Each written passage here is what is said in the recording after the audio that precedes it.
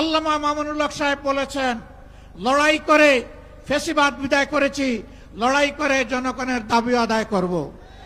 আমি স্পষ্ট ভাষায় বলতে চাই, কোন দলের নয়, জনতার বিজয় হবে ইনশাআল্লাহ।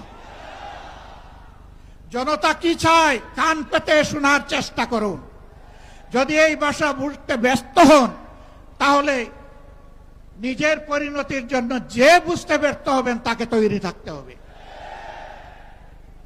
আমরা কথা দিচ্ছি বাংলাদেশের জনগণকে, আমাদের সহযোদ্ধারা আমাদের হাতে এনে মুক্তির প্রাথমিক পরিবেশটা উপহার দিয়েছে। আমরা জনগণের মুক্তি আদায় করেই গড়ে ফিরবো ইনশাআল্লাহ।